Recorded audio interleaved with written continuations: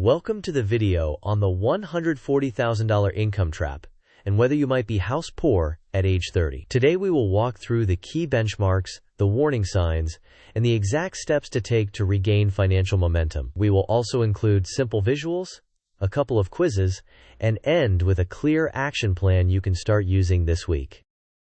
First, we will establish why age 30 is a pivotal financial milestone. Next, we will identify what it means to be house poor and how fixed expenses can silently choke your cash flow. Then, we will move into emergency fund targets and a rapid debt elimination approach. After that, we will cover retirement contribution priorities and tax-advantaged accounts. Finally, we will map a practical income growth plan, test your knowledge with quick quizzes, and close with key takeaways. Before we begin, please note that this content is educational and not individualized financial, tax, or legal advice. You should consult a licensed professional who can evaluate your unique situation, especially given the impact of housing costs, taxes, and retirement strategies on your personal finances. Now that the disclaimer is out of the way, let us set the stage. Turning 30 is a checkpoint where higher incomes can mask underlying weaknesses. You may feel successful, but if your savings, liquidity, and flexibility are not aligned with your income, the next decade can become financially stressful. Our goal today is to expose those vulnerabilities and show you how to correct them. To quickly benchmark your situation, by age 30, the standard target is to have 1 times your annual income saved in retirement accounts. If you are behind, we will address how to catch up. A minimum savings rate of 15% of gross income, excluding any employer match, is the floor, not the ceiling. For housing, the ideal threshold is at or below 30% of gross income. Once you approach 40%, you are effectively house poor, and wealth building tends to stall. In addition, total fixed expenses, including housing, necessary bills, and essential spending, should remain at or below 55% of gross income. Finally, liquidity matters. Aim for 6 to 9 months of living costs in cash so that your plan can withstand surprises. Next, this flowchart maps the decision process. We begin by assessing your situation and specifically measuring housing costs as a percentage of gross income. If housing is 30% or less, you proceed on a green path to maintain and invest. If it is around 40%, that is an orange warning, indicating a house poor scenario where you tighten the budget and monitor refinance opportunities. If total fixed expenses exceed 55% of gross, that is a red condition requiring immediate cuts. All paths converge on building a 6 to 9 month emergency fund, then eliminating small debts to free cash flow. After that, increase retirement contributions to at least 15% of gross. Maximize tax-advantaged accounts like a 401k, Roth, HSA, Solo 401k, or SEP. Finally, execute an income growth plan through career moves, certifications, and additional revenue. The loop from income growth back to higher retirement contributions illustrates continuous improvement. Moving on, build your emergency fund by first computing your monthly living costs, including housing, utilities, groceries, insurance, and transportation. Set a target of 6 to 9 months of those costs. For many high-expense households, that translates to $36,000 to $54,000 or more. Automate weekly transfers into a high-yield savings account to reduce friction. Temporarily pause non-essential purchases and eliminate optional subscriptions to speed progress. Direct windfalls such as tax refunds, bonuses, or vested equity into this account. Keep the funds in insured, liquid accounts to ensure availability when needed.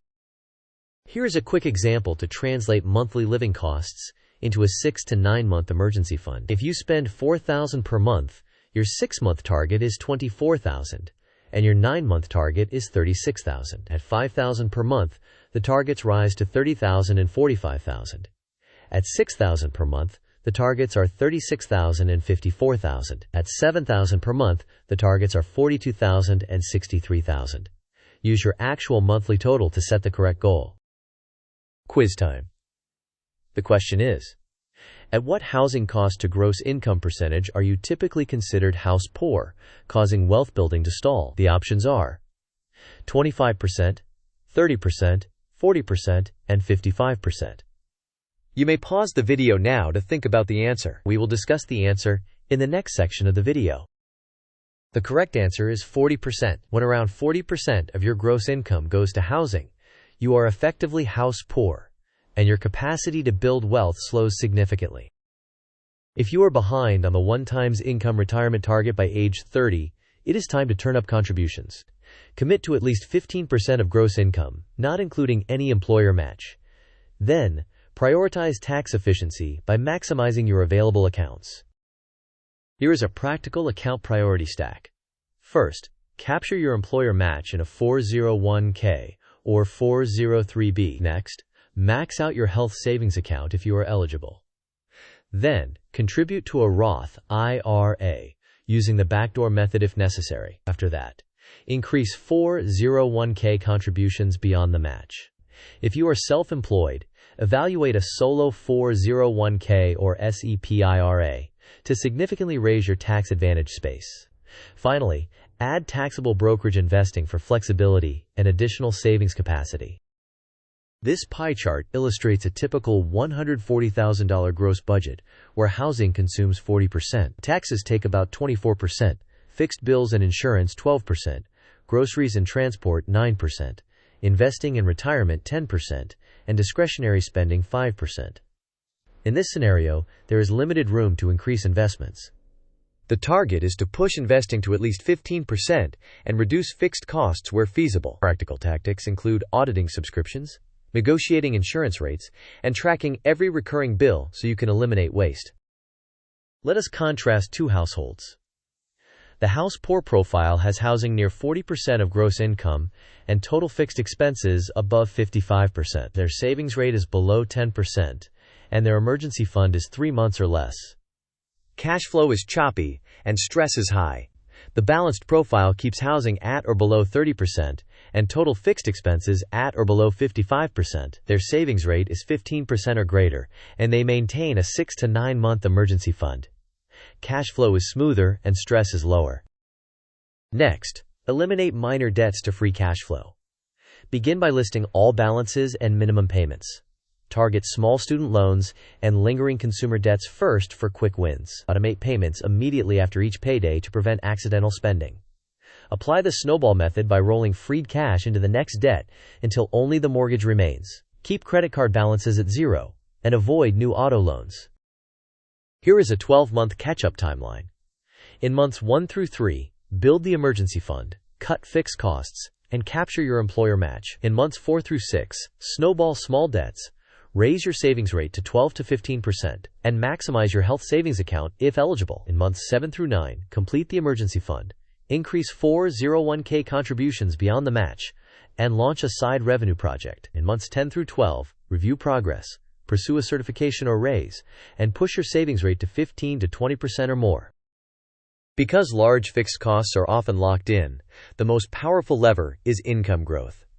Start by benchmarking your role and negotiating for a market-aligned raise, upskill, with a high-return certification within roughly 90 days. Expand income through consulting, freelance work, tutoring, or specialized digital products. If you or your partner are self-employed, use a solo 401k or SEP IRA to shelter more income from taxes. Finally, systemize your week with deep work time blocks dedicated to building your opportunity pipeline. Here is another quick question. Given high fixed expenses, what is the recommended size of your emergency fund? Your options are 1 month of living costs, 3 months, 6 to 9 months, and 12 months. You may pause the video now to think about the answer. We will discuss the answer in the next section of the video. The correct answer is 6 to 9 months of living costs. With higher fixed expenses, a larger cash cushion reduces the risk of derailing your plan and helps you avoid taking on expensive debt during emergencies. To summarize the key takeaways, target 1 times your income saved by age 30 and raise contributions to at least 15% if you are behind. Avoid being house poor by keeping housing at or below 30% of gross income and treating 40% as a warning. Keep total fixed expenses at or below 55% to preserve flexibility. Build 6 to 9 months of cash reserves before accelerating investments. Eliminate minor debts to free cash flow and maximize tax-advantaged accounts. Finally, pursue income growth through negotiation, skill building, and additional revenue streams. As we wrap up, remember to benchmark at 30, fix liquidity first, and cut fixed costs that limit flexibility. Automate your savings, eliminate small debts, and prioritize accounts like the HSA, 401k, and Roth. Finally, focus on income growth to unlock faster wealth building despite a high-cost mortgage or area. Finally, here is a 7-day action plan. Day 1. Audit fixed expenses and compute housing as a percentage of gross income. Day 2. Calculate monthly living costs and set a 6 to 9 month emergency fund target. Day 3. Automate weekly emergency fund transfers and cancel 2 to 3 subscriptions. Day 4. List debts and pay off the smallest balance if possible. Day 5. Increase retirement contributions to at least 15% of gross. Day 6. Open or fund your HSA and Roth accounts and map your employer match schedule. Day 7. Outline a concrete income move such as a raise request, a certification, or a side project. Proceed step by step and build momentum. Thanks for watching. If this video helped, please like, share, and subscribe. In the comments, post your biggest takeaway and your 30-day action plan so the community can learn with you.